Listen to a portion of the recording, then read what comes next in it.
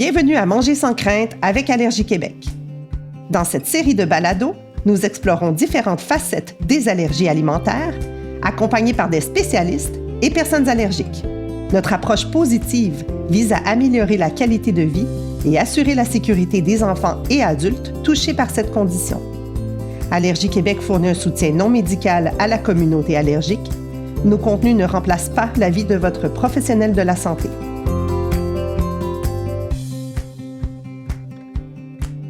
L'immunothérapie orale offre de l'espoir aux personnes touchées par des allergies alimentaires. Au Québec, ce traitement est offert à des jeunes patients depuis 2017. L'immunothérapie orale est une forme de désensibilisation pratiquée sous supervision médicale. Elle consiste en une ingestion quotidienne de l'aliment allergénique qui est mesurée de façon extrêmement précise. Un calendrier rigoureux débutant avec une dose minime, donc en deçà du seuil de réactivité du patient, est établi. La quantité d'aliments offerte est augmentée jusqu'à ce que le patient atteigne et tolère une portion dite normale de l'aliment. Une fois ces doses d'entretien atteintes, la personne doit continuer à ingérer l'aliment de façon régulière pour maintenir la protection. Aujourd'hui, Allergie Québec discute de ce type de traitement avec un expert du domaine, Dr Philippe Bégin. Il est allergologue au Centre hospitalier de l'Université de Montréal et à la clinique CITO, au CHU Sainte-Justine. C'est vraiment un honneur de vous avoir aujourd'hui. Bonjour, Dr Bégin. Bonjour, Dominique. Certains de nos abonnés sont nerveux à l'idée de confronter l'allergène qu'ils évitent depuis toujours. Pour leur permettre de visualiser ce que les traitements impliquent, est-ce que vous pourriez nous décrire le parcours d'un patient type? Oui. Bien, en fait, c'est normal d'être nerveux, parce que c'est une citation que je voyais sur Internet que je trouvais qui était très, très exacte. C'est mon poison devient mon antidote. Donc, depuis très, très longtemps, on dit aux gens évitez l'aliment parce que vous pouvez réagir. Du jour au lendemain, on leur dit maintenant, mangez-le. Mais tout n'a pas changé du jour au lendemain. On peut encore faire des réactions, puis d'où l'importance de bien s'y prendre, de bien s'y prendre, puis de le faire sous supervision médicale aussi. Fait que, tu as bien expliqué en gros les principes généraux de l'immunothérapie. Et chaque patient est différent, fait que chaque immunothérapie est différente, mais grosso modo, la première étape d'une immunothérapie ou une désensibilisation, on utilise souvent les deux termes de façon interchangeable, c'est d'établir le seuil de réactivité du patient. Parce que tout patient allergique, on dit souvent, toute allergie a le potentiel d'être fatale, d'être mortelle, comme si toutes les allergies étaient pareilles. Puis c'est sûr que n'importe qui, à un moment donné, si on donne assez de l'allergène, va finir par réagir. Il y a des patients qui réagissent avec des micro-traces très, très sévèrement, puis il y a des gens qui se prennent beaucoup, beaucoup d'allergènes pour faire des réactions relativement mineures si on compare avec les autres. Fait que il faut vraiment établir d'où ce qu'on part, en fait. Parce que le principe de l'immunothérapie orale, c'est justement de s'exposer à des petites quantités d'aliments en dessous de la quantité qui nous fait réagir. On appelle ça le seuil de réactivité. Fait qu'on veut donner l'aliment à des quantités inférieures au seuil de réactivité. Parce que chaque fois qu'on s'expose à l'aliment, qu'il y a une réaction ou non, ça consomme des anticorps. Donc, ça désamorce un petit peu le système.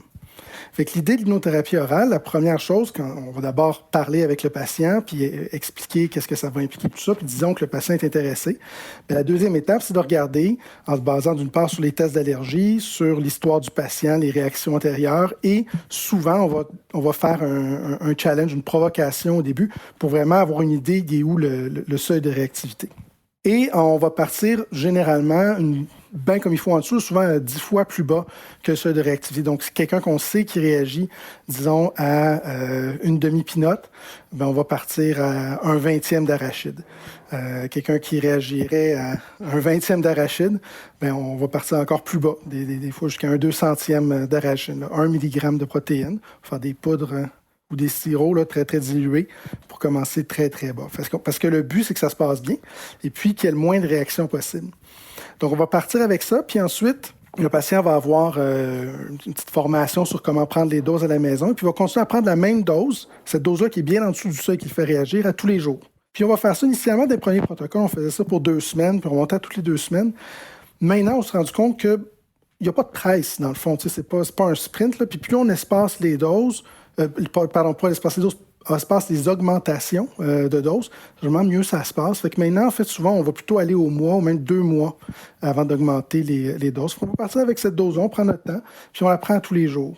Ce qui va se passer en faisant ça, c'est que ça va consommer un petit peu les anticorps. Chaque jour, les aliments vont rencontrer les anticorps sur les cellules d'allergie. Il n'y aura pas de réaction parce que la stimulation n'est pas assez forte, mais ça va consommer l'anticorps. Fait que comme les cellules vont être un peu plus désarmées 2 mois plus tard, puis quand on va revoir le patient, bien, on va procéder à une augmentation de dose qu'on appelle. Fait qu'on va passer, disons, de 1/20 d'arachide à 1/10 d'arachide.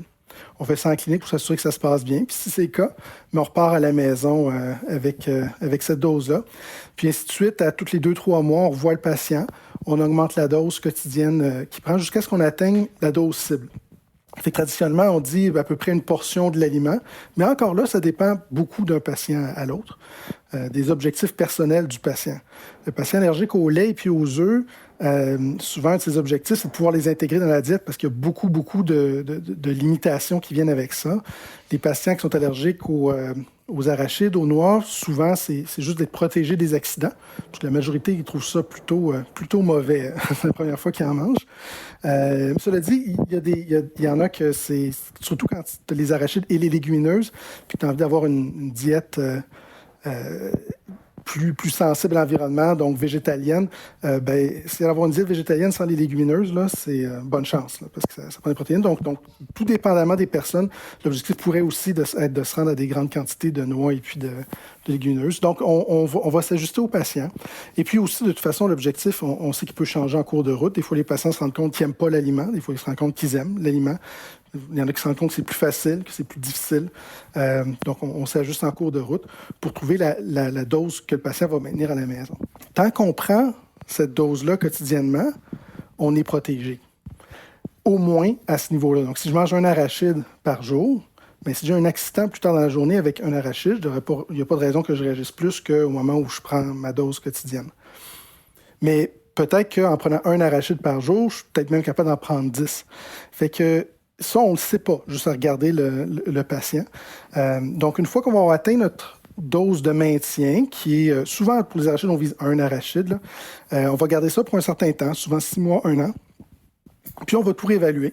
On va regarder, bon, ben là maintenant, je suis rendu à un arachide par jour. T'aimes tout ça? C'est quoi tes objectifs maintenant? Maintenant que tu sais qu'est-ce que ça goûte, puis comment ça se passe. Puis les patients vont nous dire, ben moi, j'aimerais ça pouvoir en manger plus. Est-ce que je peux en manger plus? Fait que dans ce cas, on va faire un nouveau challenge, une nouvelle provocation pour trouver ton nouveau seuil de réactivité. Donc, en mangeant une par jour, quotidiennement, maintenant, tu peux te prendre jusqu'à où? Fait que peut-être que tu peux manger 20 arachides sans réagir. Peut-être que tu vas réagir à 4.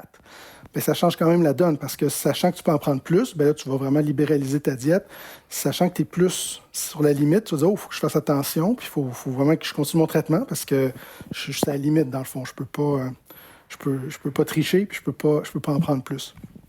Fait que ça, évidemment, ça change d'un patient à l'autre, là, vraiment en fonction des objectifs. Il y a donc une multitude de facteurs à considérer. Est-ce qu'on est capable de parler d'une durée de traitement? On vient d'effleurer le fait qu'on peut réévaluer après dose atteinte de 6 mois, mais si on parle d'atteindre les objectifs pour chaque patient qui sont bien différents, mais est-ce que souvent on obtient des résultats après un certain nombre de mois ou d'années? C'est une très bonne question. En fait, bon, encore là, évidemment, ça dépend d'un patient à l'autre.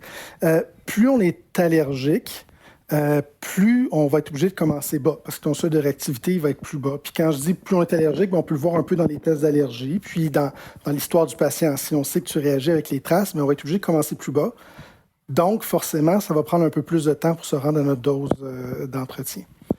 Il y a un autre facteur qu'on a remarqué avec l'expérience, c'est que c'est pas juste la quantité d'anticorps que tu as dans ton sang contre l'allergène, c'est aussi la quantité totale d'anticorps contre les autres allergènes, parce que les anticorps compétitionnent les uns contre les autres pour armer les cellules d'allergie. Fait que paradoxalement, quelqu'un qui a beaucoup d'anticorps d'allergie, ce qui fait que ça vient diluer l'effet de son allergène alimentaire. Fait que non, je suis allergique aux arachides, mais ça représente juste 1% de tous mes anticorps d'allergie. Mais en fait, ça, c'est un patient qui est généralement beaucoup plus facilement désensibilisable qu'un patient que la moitié de ses anticorps d'allergie sont tous contre les arachides. Même si au total, quand on mesure dans le sang le chiffre relativement bas, si la fraction de l'ensemble des anticorps est élevée, à ce moment-là, ça va faire une désensibilisation qui est plus ardue, où est-ce qu'on va avoir souvent moins de jeu. Il va falloir aller plus lentement, il ne faut surtout pas arrêter les doses. Il y a l'âge aussi qui vient jouer. On sait que chez les tout-petits, c'est souvent plus facile de désensibiliser que chez les adultes ou les adolescents. Cela dit, ça ne veut pas dire que c'est pas possible. Chez les adultes et les adolescents, c'est juste plus de travail. Fait que souvent mettons que je montre une histoire parfaite, les plus faciles. Donc, on prend un enfant qui vient de développer l'allergie, elle est relativement faible à ce stade-là. On commence la désensibilisation d'emblée à presque un demi-arachide parce qu'il tolère déjà son demi-arachide. Il n'a pas eu le temps de développer assez d'anticorps pour être très, très allergique. On le prend à tous les jours. On le revoit 6 mois plus tard. On passe à une arachide par jour. On le revoit 6 mois plus tard. On regarde les tests d'allergie. Puis des fois, déjà là, après 1 an, les tests d'allergie ont diminué ou même se sont négativés. Là, je parle du best case scenario, le meilleur scénario. À l'inverse, tu vas avoir des patients on va commencer à des microdoses. Il va vraiment falloir y aller très, très lentement. Ça peut prendre 2 ans pour se rendre à notre dose d'entretien. Et puis, même à la dose d'entretien, il ne faut pas qu'ils arrêtent de prendre la dose parce que s'ils arrêtent de prendre la dose, ils vont perdre leur désensibilisation. Puis, quand je dis que les tests d'allergie deviennent négatifs, c'est vrai, on voit ça chez les tout-petits. Mais c'est vraiment quelque chose qu'on voit spécifiquement dans cette population-là. Plus on vieillit, plus on dirait que l'allergie, la mémoire immunologique est installée. Et puis, bien qu'on puisse désensibiliser le patient, on peut être capable de craquer nos doses jusqu'à 2 peanuts par jour, même si on est un adulte. On ne va pas nécessairement réécrire l'allergie, l'effacer. Donc, les tests vont avoir tendance à rester positifs quand même au long cours. Donc, il va falloir continuer à prendre l'allergène de façon indéterminée là, chez ces patients-là. Docteur Bégin, je me permets de faire le bond vers cette question par rapport aux anticorps. Est-ce qu'il existe un seuil d'anticorps IgE à partir duquel il est plus possible de débuter l'immunothérapie? Fait que c'est une très bonne question, en fait, parce que souvent, c'est quelque chose qu'on entendait. Je suis trop allergique pour être désensibilisé. Et pourtant, on a eu des très, très beaux succès avec des patients qui avaient des taux d'anticorps vraiment très élevés. Ce qui semble être un meilleur prédicteur pour nous, c'est pas le taux lui-même, les IgE très, très élevés, plus de 100, ou des fois, on est capable d'aller les mesurer là, en faisant des dilutions au laboratoire. Puis j'ai descendu un patient qui avait 1050 d'IgE contre les arachides. Là. C'est vraiment extrêmement haut, puis ça a bien fonctionné. Par contre, son total d'anticorps était encore plus haut. Il était à 3-4 000. Fait qu'au total, ces anticorps d'arachide, ils représentaient à peu près 25 de ses anticorps d'allergie au total. Ce qu'on regarde, quand on regarde notre expérience qu'on a accumulée au cours des dernières années, c'est pas tant le chiffre lui-même qui est important que le ratio sur le total qui va venir jouer. Fait qu'un patient qui a un ratio autour de 50 on le sait que ça va être difficile. Puis c'est à tel point qu'on commence à considérer ça tranquillement peut-être comme une contre-indication relative. On dit relative parce que tu peux quand même être désensibilisé, mais il faut que tu saches que ça va être pas mal plus difficile.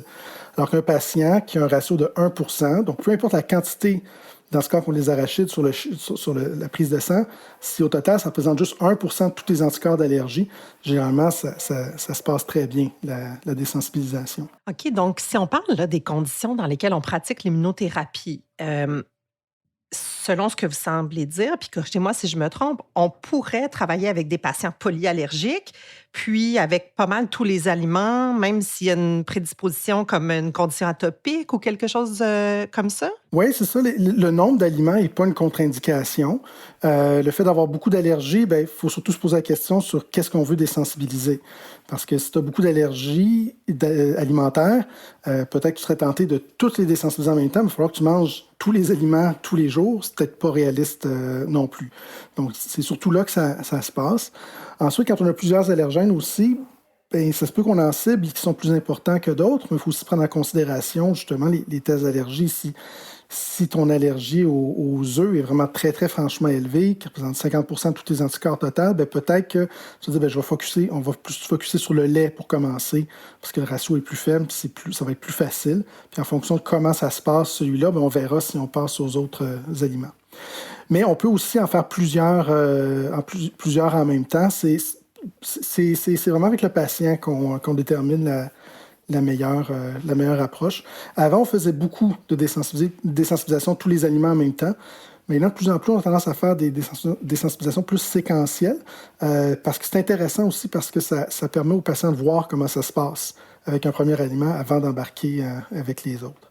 En termes de comorbidités. Là. Donc, les gens avec allergie alimentaire, on sait qu'ils ont tendance à faire de l'eczéma, du rhume des foins, de l'asthme. C'est pas une contre-indication en soi. Par contre, il y a une contre-indication très importante à ce niveau-là, c'est l'asthme non contrôlé. Fait qu'un patient qui fait de l'asthme, c'est correct dans la mesure où est-ce que l'asthme, il va bien. Mais on sait que 90% des décès en allergie alimentaire, c'est pas le choc anaphylactique. Tout le monde parle du choc. Choc, ça veut dire que les pressions chutent. C'est pas ça qui tue les gens. C'est l'asphyxie causée par des crises d'asthme. Fait que c'est qui va faire une crise d'asthme dans le cadre d'une réaction anaphylactique? Bien, généralement, c'est le patient qui a déjà un fond d'asthme, puis les bronches sont déjà chatouilleuses parce qu'ils ont déjà tendance à se fermer. Si tu rajoutes une réaction alimentaire en plus, ça se fait de façon très, très serrée, puis ça répond mal aux médicaments. Donc, ça, c'est vraiment le point le plus important. Quand on commence une désensibilisation, on veut s'assurer que l'asthme est sous contrôle. Puis on veut le suivre aussi pendant la désensibilisation parce qu'on le sait, ça peut changer. La majorité des patients qui vont avoir des réactions systémiques, tu vas avoir des réactions sur la peau d'abord qui vont arriver avant que ça tombe dans les poumons. Ça ne sera généralement pas trop sévère au niveau des poumons, mais on a des patients de temps en temps qui font des réactions après leurs allergènes, puis c'est juste une crise d'asthme. Ça, c'est pas normal. Il n'y a pas de raison que quand l'allergène passe en circulation sanguine, ça s'est rendu partout dans la peau bien avant de se rendre dans les poumons. Puis s'il y a juste les poumons qui réagissent, pour nous, ça nous dit, c'est un signal d'alarme. L'asthme est mal contrôlé, il faut absolument contrôler ça parce que c'est là que ça devient dangereux. Sinon, l'autre chose, en fait, c'est vraiment plus au niveau, c'est pas médical, là, mais c'est plus au niveau familial. Est-ce qu'on est prêt à s'engager dans ce processus-là? Parce que c'est très demandant. Il va y avoir des réactions, il va y avoir du stress. Je veux dire, on a évité cet allergène-là depuis qu'on est tout petit. Puis le risque de réagir, c'est pour vrai quand on fait une désensibilisation. On fait le choix de le faire. C'est comme quand on apprend à nager. Si on va dans l'eau, on risque de pogner des bouillons, mais on le fait de façon consciente, on fait attention. Mais ça vient avec un stress. Donc, il faut se poser la question, est-ce que c'est le meilleur moment pour faire ça actuellement? Fait que on voit souvent des patients qui avaient peut-être un certain niveau d'anxiété à la base, mais quand on a commencé la désensibilisation, ça l'a beaucoup empiré parce que là, ils commençaient à focusser, à penser, à faire de l'appréhension à l'idée de prendre leur dose parce qu'ils trouvaient ça absolument répugnant ou parce qu'ils avaient peur d'avoir mal au ventre en prenant la dose. Ça pouvait causer des conflits dans la famille aussi entre le parent et puis l'enfant, entre les deux parents. Quand on regarde en rétrospective, souvent, c'est des familles chez qui il y avait déjà un autre stresseur. On a déjà un autre enfant qui a une maladie chronique, on a les parents qui viennent de se séparer, il y a beaucoup de stress au travail. Ça peut être n'importe quoi, mais c'est juste qu'il faut garder en tête que c'est un niveau de stress quand même, c'est un stress positif, là, parce que c'est dans le but de s'améliorer, mais ça peut être trop à ce moment-ci. Donc, c'est vraiment quelque chose à considérer là, avant d'embarquer dans un programme de désensibilisation. C'est vraiment fascinant. Merci pour tous ces détails-là. Puis en sous-question, là, disons que certaines personnes, on le voit chez certains jeunes, par exemple, pour l'allergie aux œufs, l'allergie aux produits laitiers, qui a quand même une tendance à tolérer certaines formes de cet allergène-là ou qu'éventuellement l'allergie tend à disparaître par elle-même. Puis on se questionne dans la communauté allergique, est-ce que ça se pourrait que l'immunothérapie orale pourrait comme entretenir une allergie pendant le court laps de temps, qui peut être quelques années, là, comme on vient de discuter. Donc, est-ce que ça se pourrait que l'immunothérapie entretienne cette allergie-là qui, peut-être rendue à cet âge-là, aurait disparu par elle-même? Ben, tu sais, c'est d'un point de vue purement théorique, est-ce que c'est possible? C'est pas impossible. On pourrait imaginer quelqu'un qui commence une désensibilisation puis qui l'arrête, qui ne prend pas ses doses régulièrement, qui fait l'exfoliement, il abandonne. Là, il a juste stimulé son système immunitaire. Parce que la façon que l'immunothérapie fonctionne, il faut vraiment distinguer deux choses. La première, c'est vraiment, quand on parle de désensibilisation, là, vraiment d'un sens puriste, là, la désensibilisation, c'est le fait de désarmer nos cellules d'allergie. Donc, le fait de consommer nos anticorps. Puis si on arrête de prendre l'allergène quotidiennement, bien, les anticorps vont réarmer les cellules, puis on devient allergique. Fait que si c'était que de ça, ben, l'immunothérapie, ça ne ferait rien au long cours. Ni ça aiderait, ni ça pourrait nuire. C'est juste, ça camoufle l'allergie, puis quand tu l'arrêtes, ça revient. Par contre, ce qu'on sait, c'est qu'à force de s'exposer à l'aliment, tous les patients vont finir par développer des changements dans leur réponse immunitaire à long terme.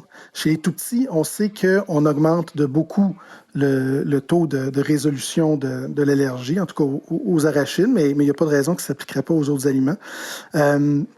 Et alors que chez les plus vieux, ben, on ne voit pas de guérison nécessairement, mais on voit quand même des changements au niveau des prises de sang. On voit apparaître des anticorps protecteurs qui, eux, restent dans le temps. Donc, l'anticorps d'allergie ne va pas disparaître complètement, mais l'anticorps protecteur, lui, il persiste. Et cet anticorps protecteur-là, qu'est-ce qu'il fait? Bien, c'est un peu bizarre dans l'évolution. On pense que c'est un anticorps, une forme d'anticorps qui était juste pas très efficace, qui ne sert à pas grand-chose. Mais en fait, dans ce cas-ci, c'est intéressant parce qu'il va en circulation sanguine. Puis quand l'allergène, on le prend, donc ça va piquer dans la bouche, ça touche les cellules d'allergie, ça va donner mal au ventre. Mais quand ça passe en circulation sanguine, là, l'anticorps, on l'appelle un IgG4. Donc, l'anticorps IgG4, il vient neutraliser l'allergène, il vient se coller dessus. Donc, s'il est collé dessus, bien, il ne peut pas être reconnu par les anticorps d'allergie dans le reste du corps. Donc, il diminue le risque d'anaphylaxie chez nos patients. Fait que souvent, les patients qui ont été désensibilisés pendant un long temps, même les adultes, ils sont encore réactifs. On n'a pas guéri l'allergie, mais mettons qu'ils arrêtent la désensibilisation, souvent, on va se rendre compte que le type de réaction qu'ils font va avoir changé. Ils vont avoir des réactions souvent plus digestives ou au niveau de la bouche, partout où est-ce que l'allergène touche en se rendant jusqu'à l'estomac. Mais une fois que l'allergène passe en circulation, ils ont moins tendance à faire des anaphylaxies. Et la façon que tout ça se passe, en fait, c'est qu'à force de s'exposer quotidiennement à des petites doses de l'allergène, bien, on stimule la réponse immunologique. Fait que les globules blancs qui reconnaissent l'allergène, au début, bien, c'est comme un vaccin. Tu t'exposes, tu vas stimuler, donc ils vont se multiplier. La population va grossir, ils vont faire, en fait, plus d'anticorps d'allergie. Si tu regardes les prises de sang, quand tu fais une désensibilisation, tu vois les anticorps d'allergie, les IgE, qui vont en montant dans la première année. Puis souvent, on ne le teste pas parce que ça fait juste paniquer les gens de voir ça, parce qu'on ne peut pas voir en parallèle qu'il y a aussi les anticorps protecteurs qui ont tendance à monter, qui montent aussi dans la première année en parallèle. Donc, au total, ton seuil de réactivité, il n'a pas tendance à s'empirer. Il reste relativement pareil. Là. Mettons que tu arrêtais ta désensibilisation plus tôt. Et là, à partir de la deuxième, troisième année, à force de continuer à s'exposer, généralement, tu vas voir tes anticorps d'allergie qui atteignent un pic, puis que ça commence à redescendre. Parce qu'à force d'exposer continuellement, le corps finit par se rendre compte que ce n'est pas dangereux. Au niveau des cellules, on parle de l'épuisement clonal. Donc, les globules blancs, à force de toujours répondre et puis être activé, à un moment donné, il se fatigue puis il arrête de réagir. Donc ça, c'est plus au long cours que ça va arriver. Comme il y a cette phase initiale-là où est-ce qu'on expand la réponse immunitaire, on pourrait imaginer que quelqu'un qui commence une désensibilisation et puis qui l'arrête au bout de 2-3 mois, qui n'a pas trop pris ses doses, oui, il y a un risque que tu aies peut-être augmenté plus tes anticorps d'allergie que tes anticorps protecteurs, puis qu'en bout de ligne, ta balance ne soit pas positive. Là. Fait que c'est pas impossible. Puis c'est quelque chose quand même à garder en tête, tu sais, quand on commence la désensibilisation. Pas dire qu'il faut coûte que coûte la finir, mais se dire que on prend ça quand même sérieusement parce que on veut se rendre jusqu'au bout, on ne veut pas se nuire. Fait que l'idée, en fait, chez les patients qui se rendent compte qu'ils détestent leur aliment ou qui ont beaucoup de symptômes, souvent ce qu'on va faire, c'est qu'on va revoir notre objectif. Parce que l'objectif initialement du patient était peut-être d'être capable de prendre une portion complète de l'aliment.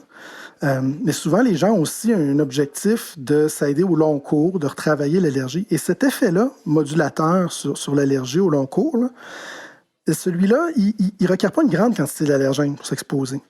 En fait, le meilleur exemple, c'est les patchs de désensibilisation aux arachides. Les études sont sorties. En fait, ça serait sur le marché actuellement si ce n'était pas d'un bug au niveau de l'FDA qui n'avait pas approuvé les timbres à cause du petit papier collant autour, parce que les études montrent que ça fonctionne. Puis on voit les mêmes changements au long cours sur 3 ans avec une désensibilisation par patch qu'on voit avec une désensibilisation par la bouche. On ne voit pas la désensibilisation dans le sens que tu peux manger des grandes quantités de l'aliment sans réagir, puis quand tu arrêtes, ça part. Ce qu'on voit, c'est les changements au niveau du système immunitaire, la modulation dans le temps. Et dans les patchs, il y a 1 millième d'arachide. Fait qu'avec 1 millième d'arachide par jour sur la peau, on voit ces changements-là qui se font. Donc, le patient, chez qui c'est difficile la désensibilisation, lui, tout arrêter. Des fois, ce qu'on va faire, on va juste dire, sais-tu, on va faire une désensibilisation avec des toutes petites doses. Fait qu'on va rester à 1/10 d'arachide. On n'essaiera pas d'aller plus haut, mais on va juste le garder constant, continuellement, pour justement continuer à exposer ton système, puis pas arrêter alors que tu étais dans le pic qui monte, juste pour continuer à travailler au long cours. Fait que ça, c'est une option à prendre. Après ça, pour spécifiquement la population de ceux qui l'auraient perdu spontanément, ben, c'est une super bonne question, en fait, parce qu'on n'a pas de bon test pour savoir qui va nécessairement le perdre, mais ceux qui vont le perdre, généralement, c'est ceux qui sont moins allergiques. Ceux qui sont moins allergiques, d'habitude, sont relativement faciles à désensibiliser. Fait que généralement, c'est pas eux qui vont avoir tendance à arrêter la désensibilisation. Donc, c'est pas quelque chose qui nous inquiète beaucoup là, dans cette population-là. En fait, la question souvent qu'on se pose, c'est plus est-ce que ça serait parti de toute façon, puisqu'on l'a fait pour rien? Puis ça, c'est un gros débat qu'on a. Là. Je travaillais avec des gens en Europe sur leur ligne directrice, et puis il y a tout un questionnement à savoir, ben, est-ce qu'on devrait commencer la désensibilisation très tôt, ou est-ce qu'elle a plus de chances d'être facile et de bien fonctionner, ou on devrait attendre plus tard, ou est-ce qu'on va être sûr que le patient a une allergie persistante? Fait que d'un point de vue coût-efficience, c'est sûr que si tu le fais pour tout le monde, ben, tu le fais pour rien, peut-être chez 60-80% des patients qui l'auraient perdu de toute façon. Mais en contrepartie, si tu es le patient dans le 20-30% qui a tendance à garder, ben, tu n'as pas envie de manquer l'opportunité de faire ta désensibilisation quand c'est peut-être plus efficace aussi. Là. Fait que ça devient un peu, finalement, ultimement, la conclusion, c'est beaucoup que c'est personnel. C'est une gestion de risque, puis tout le monde a une tolérance au risque qui est différente, qui lui est propre. Là. Je trouve ça intéressant qu'on ait en fait été assez en profondeur dans vraiment les dessous de l'immunothérapie. On réalise qu'on en entend parler beaucoup. C'est vraiment un sujet, le sujet de l'heure en allergie alimentaire. C'est beaucoup, beaucoup de détails qui résument bien la complexité de tous ces gestes derrière, puis le fascinant corps humain avec son système immunitaire. Puis je me dis, si on prend un peu de recul, puis de façon un peu plus macro, là, est-ce que vous seriez capable de répondre aux gens qui se demandent si des traitements en immunothérapie, est-ce que c'est la bonne voie pour eux? On comprend qu'il y a des risques, puis on comprend qu'il y a des bénéfices. Si on y va, par exemple, avec certains bénéfices qui sont évidents, amélioration de la qualité de vie, ouvrir un peu plus ses horizons, ben, en contrepartie, on peut avoir, notamment, vous avez parlé de l'aspect psychologique, les risques, etc. Est-ce que vous seriez capable de complémenter un petit peu ce sujet-là pour nous, pour vraiment aider les gens dans leur réflexion et aussi dans leur choix de s'embarquer là-dedans pour les jeunes enfants, par exemple, c'est vraiment une implication familiale. C'est pour qui, finalement, la désensibilisation? En fait, en principe, ça pourrait être pour n'importe qui. Ça dépend vraiment de tes objectifs. Fait que, c'est quoi le bénéfice d'une immunothérapie orale? Si on regarde au total, si tu fais une désensibilisation versus si tu n'en fais pas, ton risque de faire une réaction, ben, ultimement, il est plus élevé avec une désensibilisation que sans. Mais c'est sûrement pour que ça qui compte pour les gens, puisque la majorité des patients qui viennent nous voir, les plus allergiques, souvent ils disent, ben, à part la première réaction là, que j'ai eue, que déclarer mon allergie, j'en ai jamais eu d'accident. Et pourtant, ils recherchent une désensibilisation. Donc, c'est pas pour avoir moins de réactions que zéro qui veulent la désensibilisation. C'est pour tout ce que ça implique d'autre de vivre avec ton allergie alimentaire. Et ça, tout le monde ne le vit vraiment pas de la même façon. Un super bon exemple, c'est les allergologues qui sont eux-mêmes allergiques aux arachides. J'en connais pas qui veulent se faire désensibiliser. Ils vivent bien avec leur allergie aux arachides. On peut bien vivre avec une allergie de façon confiante puis pas se sentir limité. Évidemment, les allergologues, la grosse particularité, c'est que c'est des spécialistes. Et puis, vivre avec une allergie alimentaire, ce qui est difficile, en fait, c'est de vivre avec un risque qui est toujours là.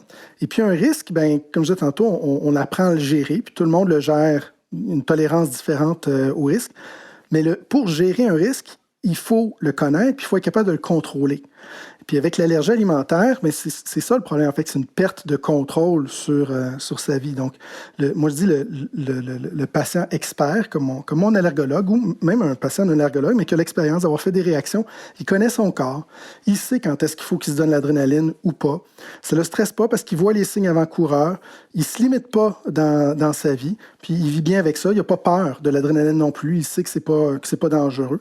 Paradoxalement, ceux qui ont beaucoup de réactions ont tendance à mieux vivre avec leur allergie. En tout cas, c'est ce que je vois du côté adulte. Ceux qui ont une expérience puis qui gèrent eux-mêmes leur réaction. En fait, eux autres, ce qu'ils trouvent le plus lourd, c'est leurs parents ou le les parents ou n'importe qui autour qui se mettent à leur dire comment ils devraient gérer leur allergie parce qu'eux autres savent la gérer, puis c'est vraiment les meilleures personnes pour la gérer parce qu'ils se connaissent. Fait qu'eux autres, la désensibilisation, c'est ouais, ça pourrait être intéressant, mais ils ne tiennent pas tant que ça. Mais à l'autre extrême, tu as le patient qu'il n'a jamais eu de réaction, ça l'inquiète, il s'empêche de faire les choses, ou c'est pas qu'il est inquiet, mais c'est que pour lui, il manque quelque chose dans sa vie. Fait que le lait, les œufs, c'est partout. Fait que c'est sûr que la première fois que nos patients allergiques au lait vont manger de la pizza avec les amis ou mangent de la crème glacée, ben ça fait une grosse différence quand ils peuvent se mettre à voyager. Aussi, je vous donne l'exemple plutôt de ceux qui veulent pouvoir avoir une diète qui cadre avec leurs valeurs pour l'environnement, puis qui veulent pouvoir avoir accès aux légumineuses, aux noix. Bien, ça peut être une motivation aussi. Fait qu'il faut regarder c'est quoi notre motivation, comment on vit actuellement avec une allergie, puis en quoi on pense que ça va s'améliorer ça en faisant la désensibilisation. Il ne faut pas que ce soit dans l'idée qu'on ne fera pas de réaction avec une désensibilisation, on va en faire moins au total. Cela dit, le type de réaction qu'on va faire, le contexte est différent. Si tu fais une réaction sur ta dose que tu prends, ben, tu t'attends quand même à ce que ça puisse arriver puisque tu as pris l'allergène, tu sais que c'est une complication potentielle. Il y a une certaine question de contrôle autour de ça. Là. J'ai pris en connaissance de cause l'allergène, je vais peut-être réagir, je sais quoi faire quand je dois réagir.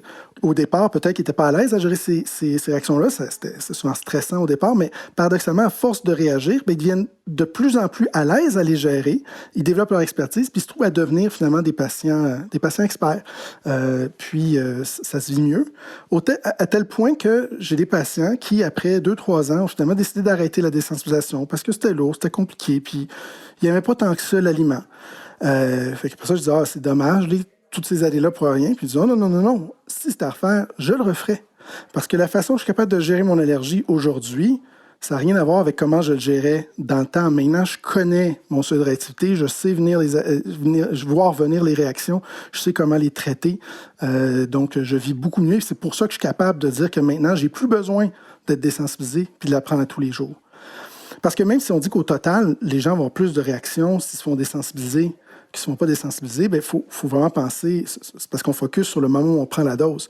Mais pendant les 22 autres heures de la journée qui ne sont pas autour de la dose, mais il y a une certaine paix d'esprit qui vient avec ça. C'est sûr que si tu es désensibilisé à une arachide par jour, peut-être que oui, tu peux réagir si tu en prends 10, là, mais tu ne feras pas par exprès pour prendre 10 arachides. Tu fais des contacts indirects, les traces, tu n'as plus besoin de te soucier de ça. Fait que ça vient avec une paix d'esprit. Fait qu'au total, si on me dit, est-ce que c'est pour moi ou pas, la première question à se poser, c'est qu'est-ce qui me dérange actuellement dans mes allergies?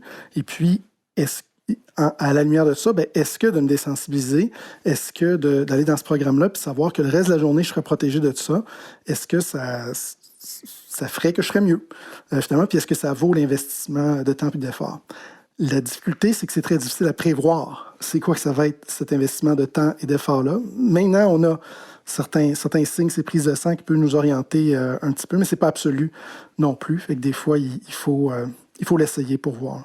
Merci, Dr. Bégin. C'est vraiment intéressant, en plus de démontrer une grande sensibilité par rapport à ce choix qui ne doit pas être toujours facile. Merci beaucoup de nous avoir éclairé là-dessus.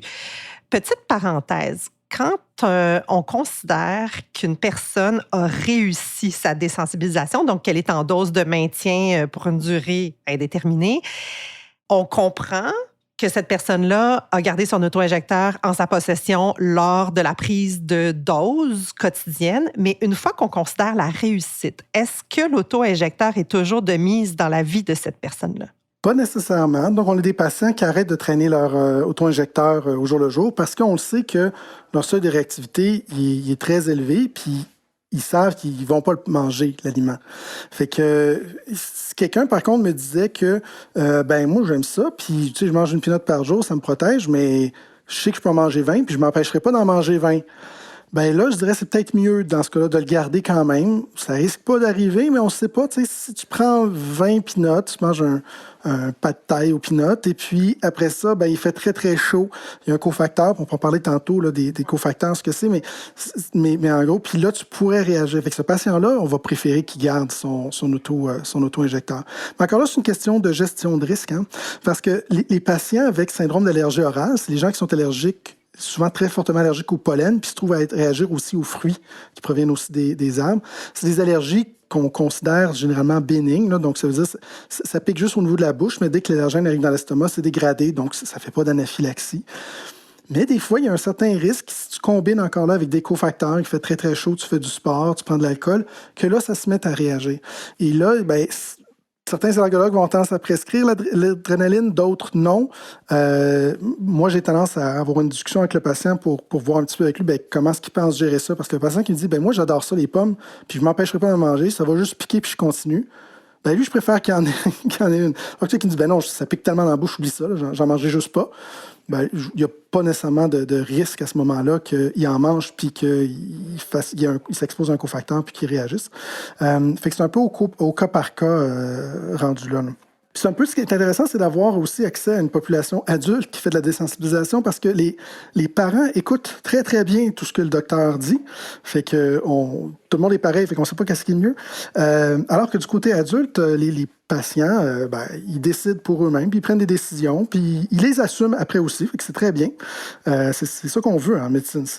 Idéalement, c'est l'autonomie. Le patient comprend le risque, puis il est prêt à l'assumer pour lui-même. Puis après ça, ils nous rapportent ça, puis on apprend avec eux qu'est-ce qui marche bien, qu'est-ce qui marche pas bien. Fait que, mais de façon générale, ce qui est important, c'est de comprendre le risque. Et puis après ça, de le gérer. C'est un peu comme un parent dont l'objectif est d'amener son enfant à une certaine forme d'autonomie selon l'âge. C'est un peu la réussite de chaque parent d'avoir fait des beaux êtres humains autonomes. J'aimais le parallèle. On va changer de registre maintenant. On va aborder la question de l'accès au traitement d'immunothérapie. Donc, au Québec, il y a 3 centres hospitaliers universitaires qui offrent l'immunothérapie aux enfants pour traiter les allergies alimentaires. On parle de la clinique d'immunothérapie orale du CHU Sainte-Justine, donc où Dr Bégin est présentement attitré. Donc, c'est la clinique CITO à Montréal. Il y a aussi la division d'allergie d'immunologie clinique de l'hôpital de Montréal pour enfants et la clinique d'immunothérapie orale enfant-soleil CITO en Estrie. Est-ce qu'on parvient à traiter tous les patients qui en font la demande dans des délais nécessaires pour que le traitement ait des bonnes chances de succès? Dr Bégin. La réponse est très, très simple. La réponse, c'est non. Vraiment pas. Là. Donc, c'est un début d'offre de services. Mais si on regarde au niveau de la province, nos calculs, c'était qu'il y a probablement à peu près 36 000 patients pédiatriques, là, si on prend juste les enfants, qui seraient éligibles à une désensibilisation. Éligibles, ça ne veut pas dire qu'ils veulent tous être désensibilisés, mais quand même, qui pourraient potentiellement, puis que ce serait correct s'ils souhaitaient le faire, là, que c'est des patients qu'on pourrait potentiellement désensibiliser. On n'a pas du tout cette capacité-là actuellement. Ce qu'il faut comprendre, c'est que quand il y a un nouveau traitement qui arrive sur le marché, ça prend du temps avant que la pratique s'installe. Quand on parle d'un médicament, on parle de 20 ans avant qu'il s'intègre complètement dans la pratique des médecins. Là, c'est plus compliqué qu'un médicament parce qu'il faut changer complètement notre pratique. Puis on manque d'allergologues pour être capable de suffire à la tâche. Donc, si on veut éventuellement être capable de rencontrer la demande, il va falloir qu'on repense en fait l'ensemble de la pratique de l'allergie au Québec puis au Canada. Actuellement, il y a très peu d'allergologues, mais tout patient qui a une allergie, forcément, il faut qu'il soit suivi par un allergologue. Si un patient fait du diabète, on ne s'attend pas à ce que ce soit un endocrinologue qui suit son diabète. Les médecins de famille le suivent. L'endocrinologue va voir les cas les plus compliqués. Il va faire des recommandations, puis il va renvoyer au médecin de famille qui va gérer l'insuline. Même chose avec les cas d'insuffisance cardiaque. Compagnie. L'allergie, c'est 30 % de la population qui a des allergies. Là. Si on ne se limite pas juste à l'allergie alimentaire, toutes les allergies en général, mais on s'attend à ce que ça soit tout vu par 75 personnes dans toute la province. Donc, c'est sûr qu'avec un système comme ça, qui ne fournit déjà pas, c'est impensable de s'imaginer qu'on va être capable de rencontrer l'offre pour désensibiliser tout le monde. Fait qu'il va falloir revoir la façon que l'allergie est pratiquée, puis on travaille là-dessus parce qu'il y aura beaucoup d'ouverture au niveau des autres professionnels de santé pour voir comment on pourrait travailler ensemble pour augmenter l'accès aux soins. Entre-temps, il y a les 3 cliniques qu'on a mentionnées, mais ça avance vite quand même parce que maintenant, il y a des lignes directrices canadiennes d'immunothérapie orale qui commencent à... le premier objectif de ligne directrice qui était paru en 2020, c'était vraiment de réviser toute l'évidence scientifique, puis vraiment clarifier, est-ce que c'est basé sur la science? Est-ce qu'on devrait offrir ou non l'immunothérapie orale? Donc, la réponse en bout de ligne, c'est oui, selon le patient, en fonction de ses objectifs personnels, mais oui, c'est valide comme approche. Une fois que ça s'est dit, après ça, c'est comment est-ce qu'on va l'implémenter, mais c'était une première étape qui était essentielle de vraiment clairement l'établir. Puis à partir de ce moment-là, il y a beaucoup d'allergologues que ils commencent tranquillement à l'intégrer dans leur pratique. Et puis ça ne veut pas nécessairement dire que demain matin, ils vont être capables de traiter tous leurs patients. En fait, c'est même clair que c'est pas ça qui va arriver. Mais tranquillement, il y a plusieurs allergologues qui sont pas dans les 3 centres qu'on a mentionnés, mais qui ont commencé à faire des cas, souvent les plus jeunes, ceux qui c'est généralement plus facile de faire une désensibilisation, ça demande moins de ressources, puis qu'on sait que le bénéfice il est particulièrement important parce que tu as une fenêtre d'opportunité où est-ce que c'est plus facile, puis tu as un effet permanent qui s'installe. Fait qu'il y a beaucoup d'allergologues, surtout les allergologues pédiatriques qui voient beaucoup de jeunes enfants avec allergie alimentaire, qui ont déjà commencé, dans le fond, à faire cette version-là de l'immunothérapie orale. C'est sûr que dans les centres qu'on vient de mentionner, c'est des centres tertiaires où est-ce qu'on va généralement référer les cas les plus sévères. Mais même à là, on a un dilemme éthique quand même parce que qui est-ce qu'on devrait prioriser? Le cas très sévère ou les autres cas qui sont moins sévères d'un point de vue médical, mais que dans la vie sont tout aussi limités, puis je suis capable d'en désensibiliser 5, puis l'effet va être permanent chez eux, alors je peux juste en désensibiliser 1 de l'autre côté. Fait que, tu sais, dans un monde idéal, les cas faciles seraient faits en première ligne avec les ergologues en communauté, les pédiatres, puis potentiellement impliquant les médecins de famille, les IPS, les nouvelles infirmières praticiennes. Là, on rêve, là. Mais tu sais, idéalement, ce serait ça. Puis les centres tertiaires serviraient justement spécifiquement pour ces cas très sévères, là. Mais là, actuellement, on n'est pas rendu là. Donc, c'est sûr que dans les centres tertiaires, on va être obligé d'essayer d'offrir quand même au plus grand nombre possible. Fait qu'en focusant sur ceux qui ont des hautes chances de réussite avec moins de ressources impliquées, tout en gardant une partie de notre clientèle très sévère parce qu'on veut faire aussi avancer la science et les connaissances pour ces patients-là pour qu'éventuellement on soit capable de les traiter aussi. On l'a évoqué en introduction, l'immunothérapie donne espoir.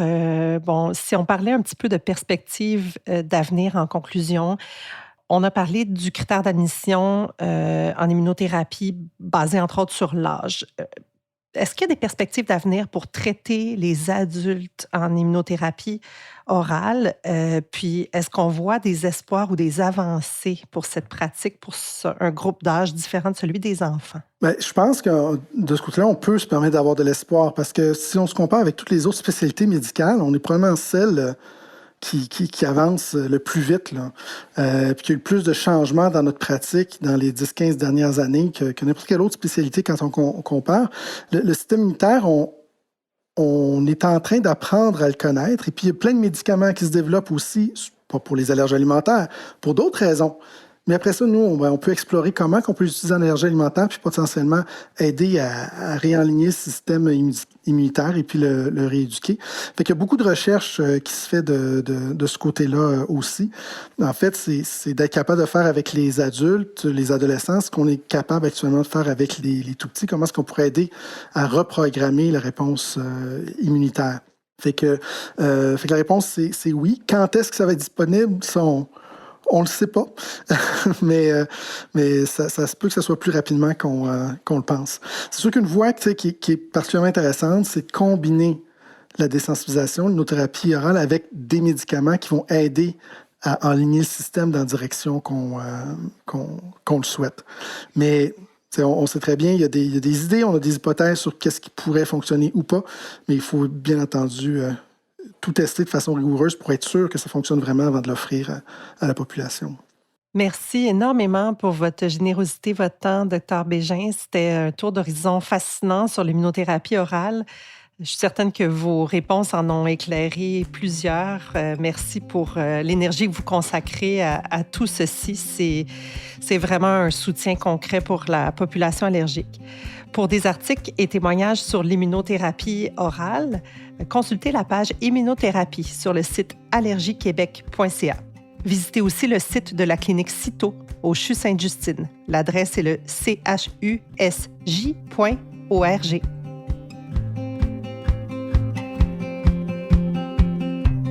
En plus de ces programmes permettant l'avancement de la cause des allergies alimentaires, Allergie Québec vous accompagne dans votre quotidien grâce à de nombreux articles informatifs, outils, recettes, témoignages et services gratuits.